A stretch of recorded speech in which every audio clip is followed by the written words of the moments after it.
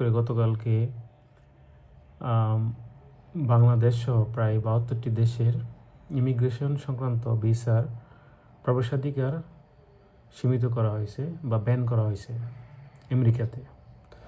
তো এটা নিয়ে প্রথম হলো আজকে বিস্তারিত একটা রিপোর্ট দিয়েছে, সেখানে কয়েকজন বিজ্ঞ আইনজীবী যারা ইমিগ্রেশন সংক্রান্ত বিষয় নিয়ে কথাবার্তা বলেন তাদের একটা রিপোর্টও দেওয়া হয়েছে আসলে এটার ইম্প্যাক্ট কী হতে পারে।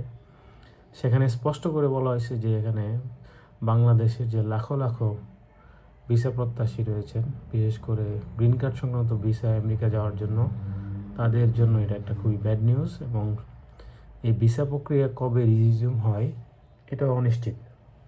1 বছর পরে হবে নাকি 2 বছর পরে হবে এটা বলা খুবই কঠিন, কারণ পরিস্থিতি যে পর্যায়ে চলছে এটা কোনোভাবেই প্রেডিক্ট করা যাচ্ছে না। মূলত আমেরিকা তাদের ফেডারেল গভর্নমেন্টের যে বাজেট রয়েছে সেখান থেকে গ্রিন কার্ডধারী পিপল যারা রয়েছে তাদের উপর তারা যখন একটা ম্যাক্সিমাম পার্সেন্টেজ অফ পিপল, ধরেন বাংলাদেশি যারা রয়েছে তাদের মধ্যে থেকে প্রায় মোর দেন 50% পিপল যখন এইসব ফেডারেল গভর্নমেন্টের টাকার উপর নির্ভরশীল হয়ে যাচ্ছিল, তখনই কিন্তু বাংলাদেশের উপর নিষেধাজ্ঞাটা চলে আসে। আমেরিকা বর্তমান যে সরকার রয়েছেন তারা চায় না তাদের জনগণের অর্জিত টাকা বা গভর্নমেন্টের টাকা দিয়ে ইমিগ্রেশনে যারা দেশের সার্ভিস দেওয়ার জন্য আমেরিকাতে যাবেন তারা সেই টাকা তারা কাজ না করে গ্রহণ করবেন, এটা তারা চায় না। পক্ষান্তরে বাংলাদেশ কিন্তু দেখা যাচ্ছে যে বিদেশি মুদ্রা, বৈদেশিক যে মুদ্রা রয়েছে সেটা আমেরিকা থেকে প্রায় একটা লার্জ পার্সেন্টেজ, যেটাকে বলা যায় বাংলাদেশ ইকোনমির জন্য একটা সিগনিফিক্যান্ট কন্ট্রিবিউশন। সব কিছু মিলিয়ে আসলে আমাদের দেশের যদি এটা বন্ধ হয়ে যায় তাহলে আমাদের দেশের সার্বিক অর্থনৈতিক পরিস্থিতি এবং মানুষের কর্মজীবন পরিকল্পনার মধ্যে একটা বিশাল ইম্প্যাক্ট তৈরি হবে। দেখেন, প্রায় দেখা যায় যে বিশেষ করে আমরা যারা মধ্যবিত্ত এবং মধ্যবিত্ত বিত্তশালী যারা বাংলাদেশি যারা রয়েছে, আমাদের সব সময় একটা স্বপ্ন থাকে যে পড়াশোনা একটু করার পরেই যেন বিদেশে যেতে পারি, সেখানে একটা আমাদের নিজেদের লাইফটাকে সেটেল করতে পারি, যেটা আমাদের পরিবারে পরবর্তীতে বিশাল একটা প্রভাব ফেলবে।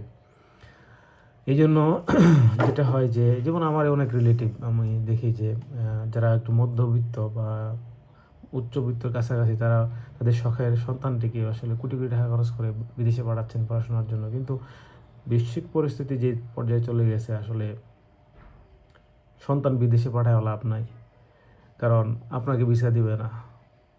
হ্যাঁ, ভিসাটা খুবই আনসার্টেন। এই যে পারিবারিক যে মিলন, ভাই বোনদের যে দেখাশোনা, মানে সাক্ষাৎকার, মা বাবা ভাই বোন সবাই একসাথে থাকা, সেটা কিন্তু আমেরিকা একমাত্র সরকার যারা এটা সাপোর্ট করেছিল যে আমেরিকান গ্রিন কার্ডধারী লোকজন বা সিটিজেন যারা রয়েছেন তারা তাদের ভাই বোনদেরকে আনতে পারবেন, একসাথে তারা যেন জীবনযাপন করতে পারেন, সে কিন্তু আশা রইল না।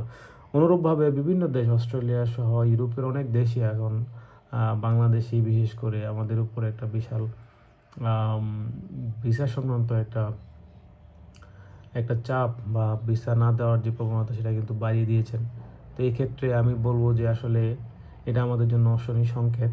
আসলে আমরা যারা মধ্যবিত্ত রয়েছে এবং পড়াশোনা করে যারা আমরা আমাদের লাইফ পরিবর্তন করতে চাই বিদেশ গিয়ে, তাদের জন্য এটা একটা অশনি সংকেত। তাছাড়াও আসলে আমাদের দেশে আরেকটা বিষয় রয়েছে, সেটা হচ্ছে আমাদের দেশের যে 5ই আগস্ট বা পরবর্তী যে সিচুয়েশনে কিন্তু লাখো লাখো হাজার হাজার আসলে নেতাকর্মী বা মানুষ রাজনৈতিক কারণে তারা কিন্তু বিদেশমুখী বা বিদেশে আশ্রয় নিয়েছেন, তাদেরকে আসলে ব্যাক করতে হবে। এখন আমাদের এই দেশের ইন্টারনাল পরিস্থিতি যদি পজিটিভ না হয় তাহলে কিন্তু একটা বিশাল chaos তৈরি হবে। তার মানে সামনের দিনগুলো আমাদের জন্য অনেক চ্যালেঞ্জিং। আমরা এখন যদি যেটা করতে হবে, আসলে কিছু করার নাই, এখন দেশে থাকতে হবে, দেশ নিয়ে পরিকল্পনা করতে হবে। তার ব্যক্তিগতভাবে আমাদেরকে এটা মানতে হবে, রাষ্ট্রকে মানতে হবে যে আমাদের বিশাল এক জনগোষ্ঠী, লাখ লাখ জনগোষ্ঠী যারা শিক্ষিত জনগোষ্ঠী, তারা বাইরে যেতে পারবে না। এই শিক্ষিত জনগোষ্ঠী যারা ইঞ্জিনিয়ার, প্রকৌশলী, সায়েন্টিস্ট রয়েছে, তাদেরকে কীভাবে কাজে লাগানো যায় এই জিনিসটা নিয়ে ভাবতে হবে।